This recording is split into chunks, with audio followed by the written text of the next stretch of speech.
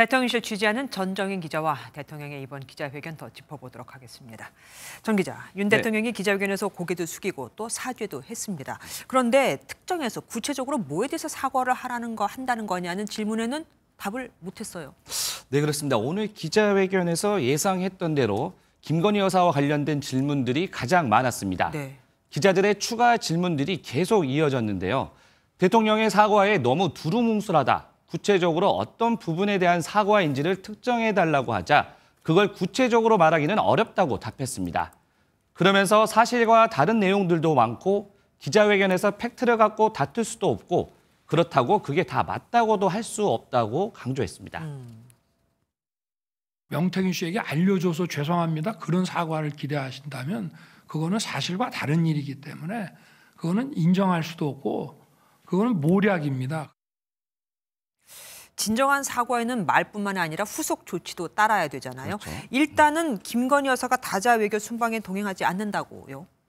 네, 사실 이 부분이 대통령실의 고민이었는데요. 네. 윤 대통령은 김건희 여사 대외 활동에 대해 외교 관례와 국익상 반드시 필요하다고 판단되는 일을 제외하고는 중단하겠다고 밝혔었죠. 이번 다자 외교도 동행이 필요하다는 게 당초 대통령실의 기류였는데 결국 불참하는 쪽으로 가닥을 잡은 것으로 알려졌습니다. 네. 아무래도 심상치 않은 여론을 의식할 수밖에 없었을 것 같습니다.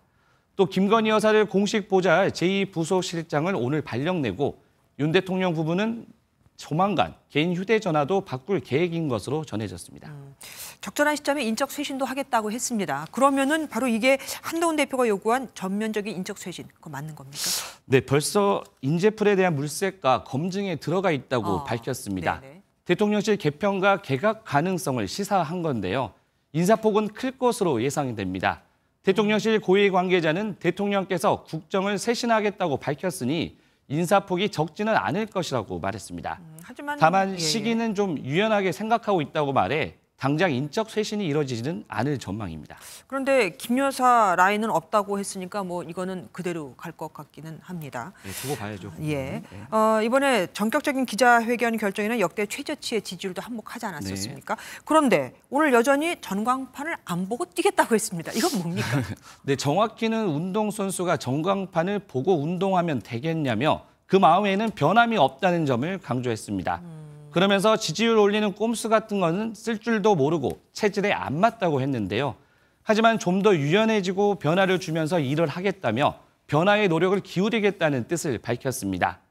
특히 전폭적인 지지를 보내줬던 대구 경북 지역의 지지율 하락에 대해서는 얼마나 아꼈으면 실망이 크겠나 생각한다며 속상해하지 않도록 잘하겠다고 말했습니다. 자식이 밖에 나가서 혼인하고 오면은 그 혼난 게 뭐 맞다 틀리다를 떠나서 너는 임마 왜 이렇게 맨날 혼나고 다녀? 좀 앞으로 좀 잘해봐. 이번 기자회견은 어디까지나 국민을 향해서 한 거잖아요. 네. 오늘 기자회견 이후 그럼 지지율이 오를까요? 네, 저도 참 궁금한데요. 네, 그래서 과거사를 좀 찾아봤습니다. 네. 이명박 전 대통령은 지난 2008년 광우병 사태를 겪으며 지지율이 20%대로 주저앉았다가 대국민 담화에서 고개를 숙인 뒤 지지율 반등에 성공했습니다. 네. 반면 박근혜 대통령은 2016년 국정농단 사태 때 사과했지만 이후 오히려 지지율이 급락하며 상황이 더 악화됐습니다. 당장 내일 갤럽 여론조사 결과가 나오는데요. 네. 오늘 반영되는 비율이 극히 제한적이긴 하지만 기자회견을 계기로 지지율 반등에 성공할 수 있을지 주목됩니다. 네, 전정인 기자 수고하셨습니다.